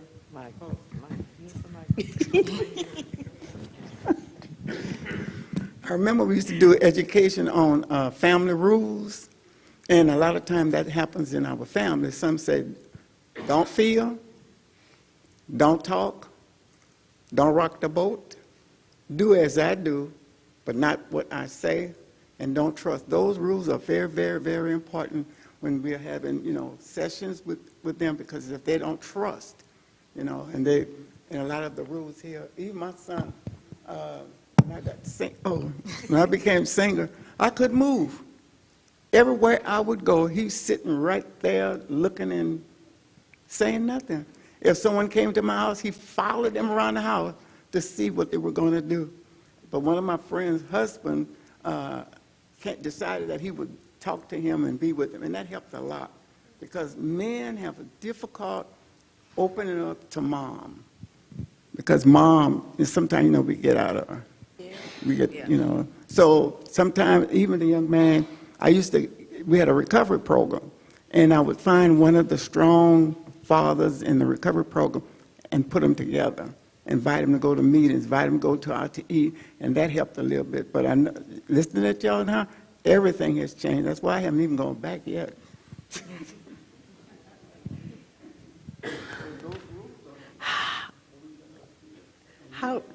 How do you process the part that, after even great loss, that sometimes you feel comfortable on putting on a mask to help other people so they won't, you don't want them to feel sorry for you, but you bear the burden because you never get over your loss. So you just go through life and people ask you how you doing, so you say, I'm fine, but you're not fine, but you really you can't tell them everything because they can't process it. So how do you do that so you're not just a burden to the other people who ask you that question, especially when you've had great, great loss? Mm-hmm. So I know you. Some of what you said, you made that up. Is everybody going to understand? Absolutely not. But you have your people. And you find your village of people where you can say, today I'm just not okay. Today I'm missing my baby, I'm missing my husband, I'm missing my friend, whatever it is, and I just don't want to do anything. And you don't owe anybody anything as it relates to the burden because it's yours to carry. And when you lose a child, you're never going to be the same. Like whoever you were before your baby left this place, that person's gone. And so all your friends and your family, they have to get to know who you've become. It's like, I am Carla Clark, a mother who's lost a son, and that looks different than Carla Clark pre-losing my son. And they either got to deal with you or they don't. But you don't spare people's feelings because you're hurting. And you could just say, no, I can't go to that today. I don't have it in me. Sometimes like somebody else's, I lost my mother and I would go, I don't celebrate Mother's Day. And I'll say Mother's Day is about having a mother, not being a mother. And I'll look at everybody online with their mama and I go, they cute. So nobody want to see you with your mama. And I have moments like that. And I give myself permission to feel like that. I'm not hurting nobody because I don't want to see you and your mama dressed alike for on Mother's Day. So I'm gonna just lay down today. Y'all can have it. And when you have those moments, give yourself permission to have them. It's really, you hit it right on the nail right on the head. It's not a you problem, it's an us problem. We need to change as a community. We need to change as a people. We need to change as a family. We need to change as friends. When you ask someone, how you doing today? We really need to be invested in listening to the response. We should not be so self-consumed that when you tell me, you answer my question and tell me how you're doing, I'm offended. Mm-hmm. Because we feed off of each other, the same thing. If I'm talking to you and I see your face, it's like, that's where your feeling come from. But that's not how it should be, and that's why we're here today. That's why we're doing this for the month of May and beyond, because we're trying to change that. We're trying to change the face of mental illness, because it does not look like someone who has gone insane or always angry, always mad, tearing up the house. That's not it. This is the face of mental health. This is the face of mental illness. It's us. So do not feel bad, because that's one thing that we're missing, that vulnerability. We're not willing to let people see us struggle, let them see us cry. We need to go, everyone, they're mourning, we need to move. No, because without that, we don't know there's a problem. We don't see anyone grieving, crying, then okay, that must be how it is. So I need to just suck it up and I need to go in my room and cry there. But no. That's how we heal. We come together, we talk it out. That's how we heal. We don't do it in isolation. That's where the issues come from, when you're isolated. Right. So I want it doesn't matter what you're dealing with. It doesn't matter what you're going through. Find your people, like Dr. Pearl said. Talk to them. Be open and honest. And for the caller who had the question online, that's what your therapist is there for. We have what we call a rapport. Mm-hmm. Your first few sessions in therapy is building that rapport, that therapeutic alliance. If you're not honest, if you lie, can't help you. You have to feel safe. You have to feel like you can open up.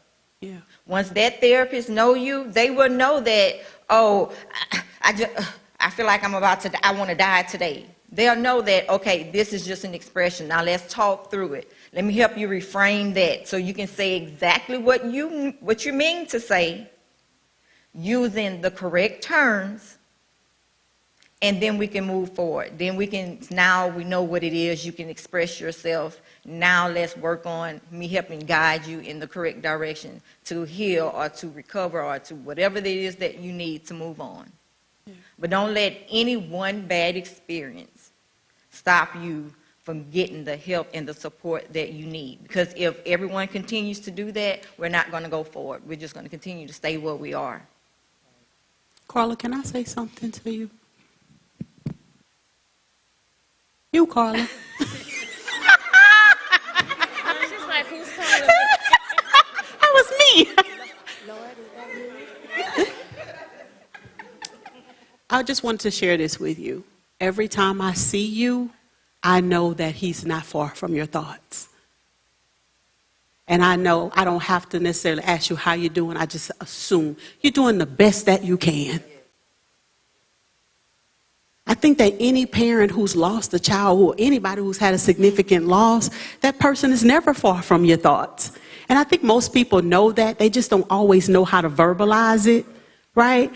But I know that he's never far from you. And even when you're smiling, he's somewhere in the midst and you're thinking about him. And some days are better than others, and we're all doing the best that we can.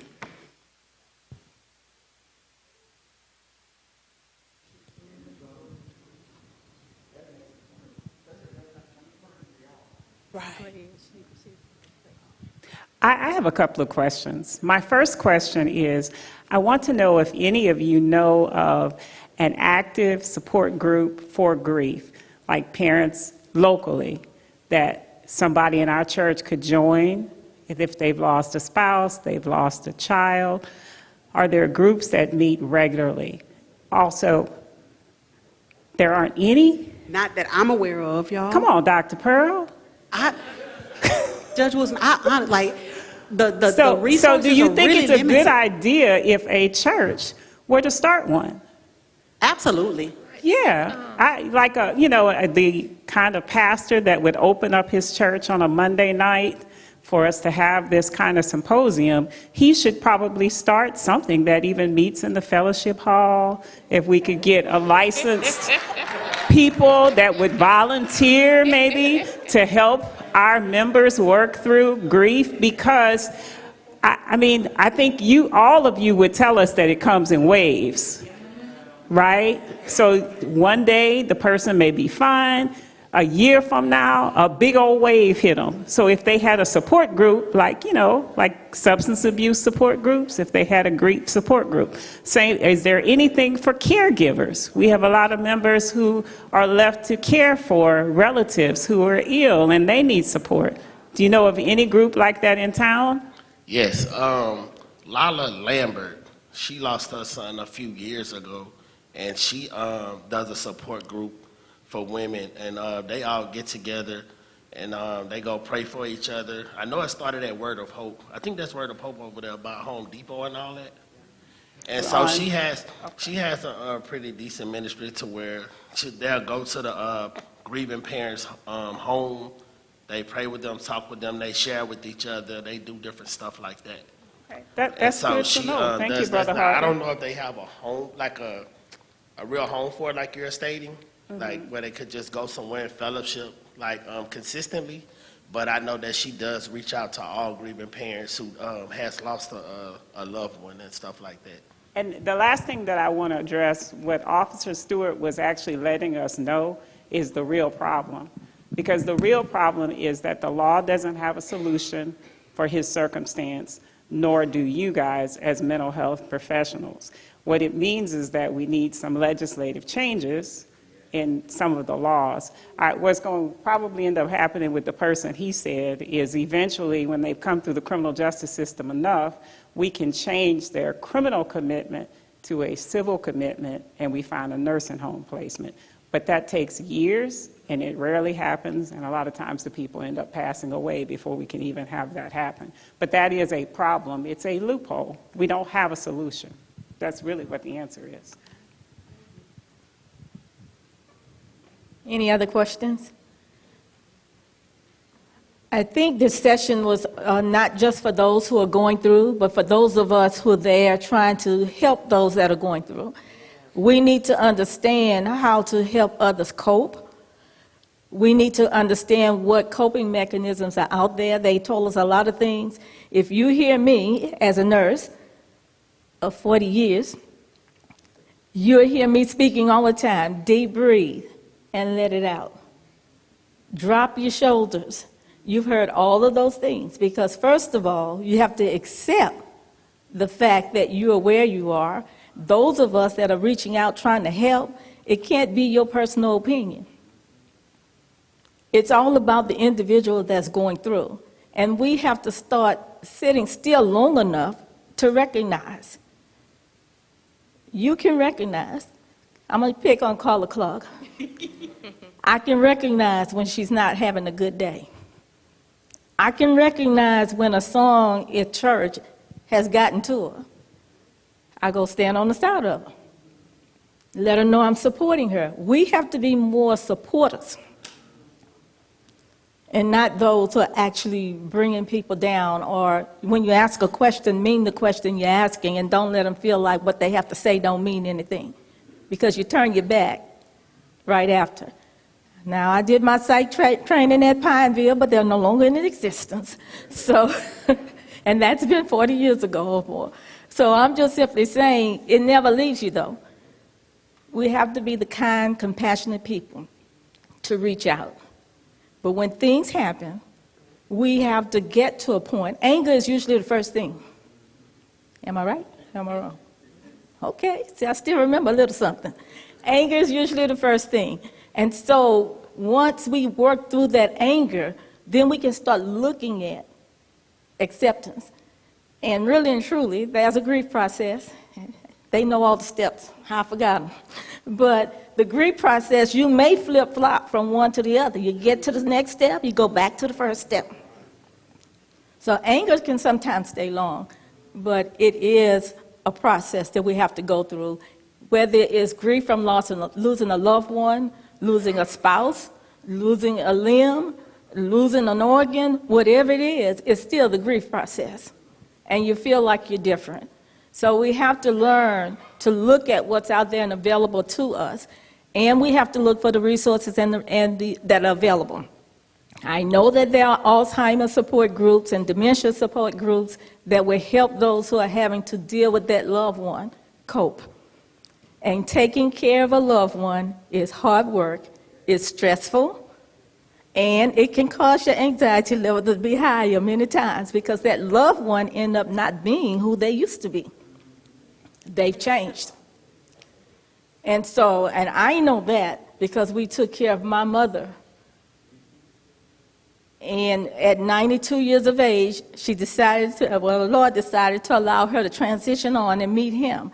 But there were years and there were days. It was hard, especially if you have a full-time job. But I'm from the school, I'm the baby boomer, but I'm from the school that it takes a village. We are all the village. And so as we continue to grow, to develop, because this health awareness team is about awareness, prevention, and wellness. Even when you're sick, you can be well enough to endure what it is you're going through. And so that's what we're all about. Again, thank you, Reverend Garner, for allowing us to have this forum tonight. Please give a round of applause to our presenters again. We thank you so much for you allowing the Lord to use you tonight. Use your knowledge, use your expertise, use your experience to help guide us through. How many of us benefited from tonight? Praise the Lord. Now all we have to do is get together and help Officer Stewart figure out a way to get some help for those people that are constantly going. Thank you so much for attending, Reverend Garner.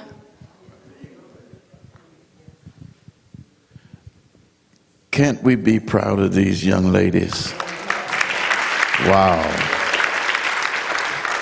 My, and they are sisters, and they are people who look just like us that have come here tonight and just open up and share it with us. I have so many questions that I want to ask y'all, but the time is up and we got to go. But I'm blessed because my job as a pastor is to prepare you for heaven and also to help you to make it down here. But these ladies here are ministers as well, because we need help to live here. Someone has already said that it's going to take legislation. And perhaps maybe in a group setting like this, maybe that could spur somebody to start talking to some of our representatives, both state and national, because they've closed a lot of these mental facilities. And so that's what you meant when you said no resources, right? So we really need those resources. I want to thank you ladies again, and I want to thank our health awareness coordinator, Ms. Barbara Hardy. Team, would you stand up? Health awareness team. Health awareness team of Mount Carroll, won't you stand up? Come on, let's salute these ladies. Amen. Salute these ladies for an outstanding job. And to our sister and to I almost call her my daughter, but Crystal, as well as to Sister Clark, our heart goes out with you. And whenever I hear someone grieving like that, what I want to do is fix it. But I have to realize I can't fix it. And Sister Pearl said, let them live in that moment.